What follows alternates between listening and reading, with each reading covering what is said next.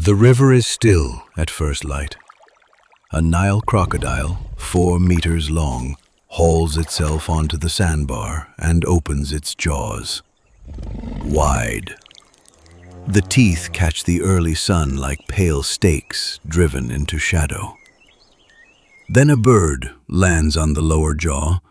It weighs barely 100 grams. It hops between incisors the length of a thumb, unhurried. The crocodile does not move. The bird does not flinch. This is an ordinary morning on the Nile, repeated across 65 million years, and not once has it ended the way you would expect. Something keeps those jaws open. What holds the river's most dangerous predator absolutely still, while a bird the size of a fist walks through its mouth and walks back out?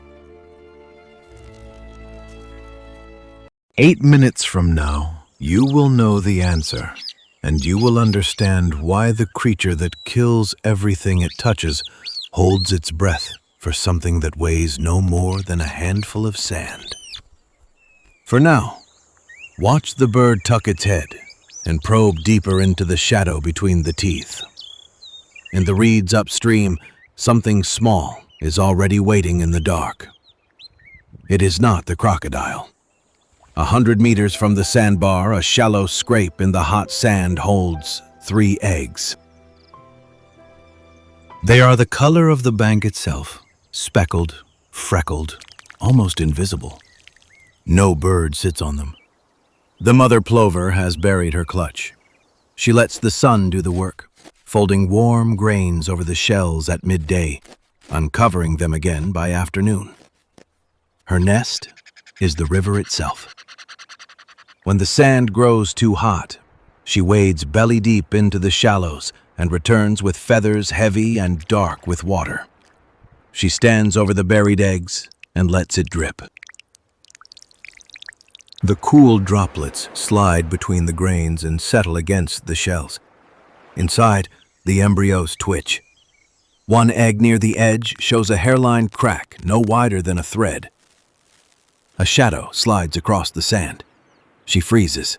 A monitor lizard is nosing along the bank, tongue flicking, tasting the air for something warm and hidden.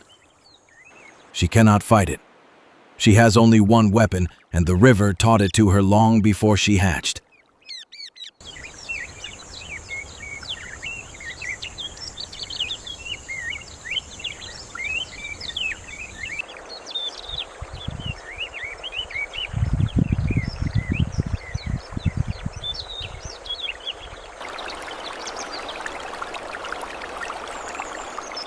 The monitor lizard lifts its head. Then a bull hippo bellows in the reeds, and the lizard bolts back into the grass.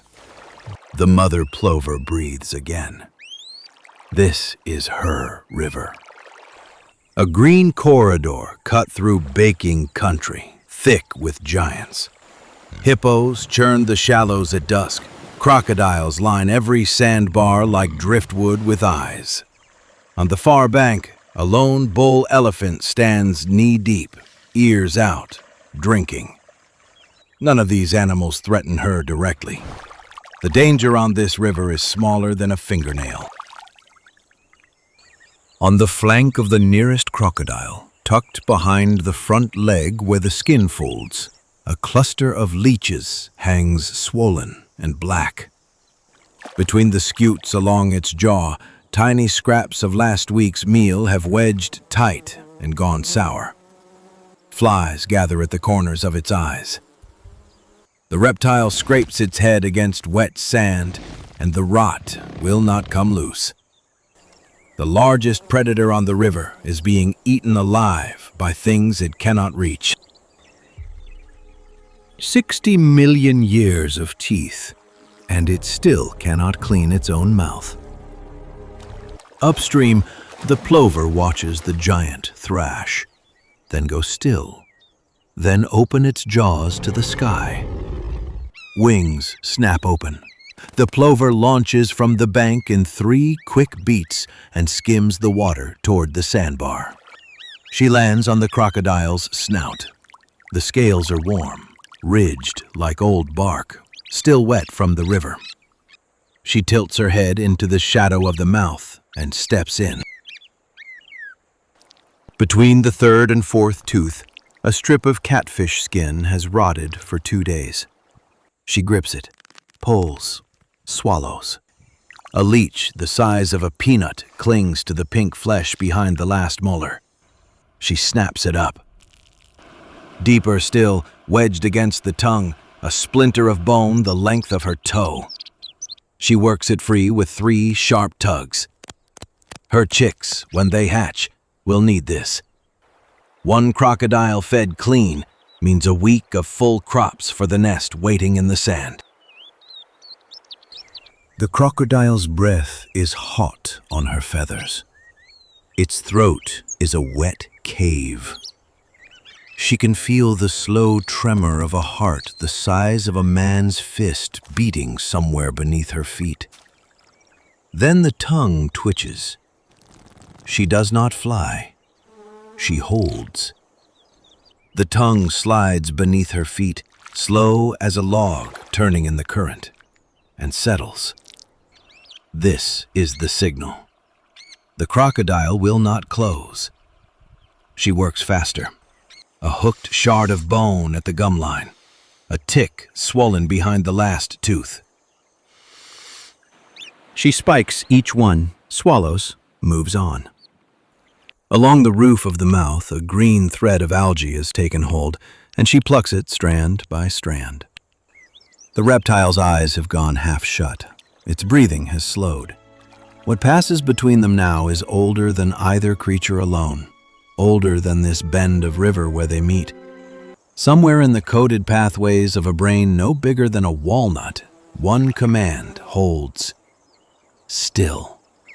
The plover has learned to read that stillness since her first hop onto a snout. A twitch of the jaw means welcome. A tremor in the throat means leave. She has never mistaken one for the other. And she is still alive to tell it. Then a shadow crosses the water, and the crocodile's eye rolls sideways toward the sky. A fish eagle drops from the acacia. It comes low and fast, wings tucked, talons wide for the sandbar.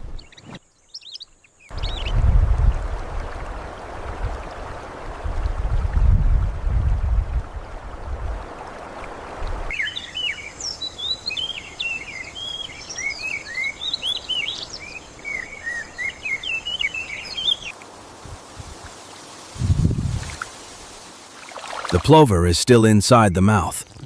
Beneath her feet, the crocodile's throat tightens, one hard pulse, then a second. She has felt this signal only once before, on a smaller male, 2 dry seasons ago. Leave, now. She kicks off the tongue and clears the teeth in a single beat of wings. Behind her, the jaws slam shut. The sound cracks across the river like a felled tree. The eagle veers hard, banks wide, climbs empty.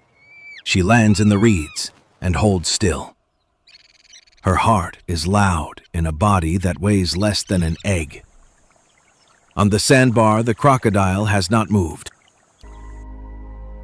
Its eye finds her among the stems, holds a moment, then closes again. Twice today the river has tried to take her. Twice the giant she cleans has answered for it. The truce is arithmetic older than either of them, kept alive by warnings passed in the smallest tremors of skin and throat. She waits for her breath to slow. Somewhere upstream, on a sand scrape she has not visited since morning, 3 warm eggs are cooling in the shade. 3 days pass. In the sand scrape, the eggs crack open. 3 chicks stagger into the light, no bigger than her wing coverts, calling in thin voices for shade and water. She waits until they can hop. Then she leads them down to the river at first light. The old crocodile lies on its sandbar. Its eye finds her step across the wet sand and holds. She flutters up onto the snout. Her chicks stop at the waterline, small and uncertain. She calls once, low. The largest lifts a foot and sets it on the warm scales. The second follows. The third comes last, trembling on legs the width of straw. 3 chicks stand on the jaw of the oldest predator in the river. The mouth opens wide around them. The tongue does not move. She shows them the first tooth. She shows them the strip of skin wedged behind it. One by one, they bend and pull. What has kept her alive since she was smaller than they are now passes into them without a word. The crocodile blinks slowly. Somewhere in its throat, a low pulse says, "Stay." Above the water, the sun climbs. On the far bank, a shape older than any of them watches the sandbar and remembers. Years pass along this bend of river. The old crocodile is bones under the sand now, and its bones feed other creatures. The plover who taught her chicks the truce is gone with him. At first light, one of those chicks, grown, steps onto a fresh sandbar. A younger crocodile lies there with jaws parted to the sun. She reads the shape of that stillness. It is a language she was born already knowing, passed to her through a mouth that could have closed on her mother and did not. She hops between the teeth. The pact holds. Not because either creature chose it, but because on this river, the deadliest jaws have always needed the smallest guest. And the smallest guest has always trusted the deadliest jaws. And neither remembers a time when it was otherwise. Somewhere upstream, 3 eggs sit warm in a new sand scrape. Tomorrow the giants will return to the sandbars. A bird the size of a fist will walk into an open mouth and walk out alive.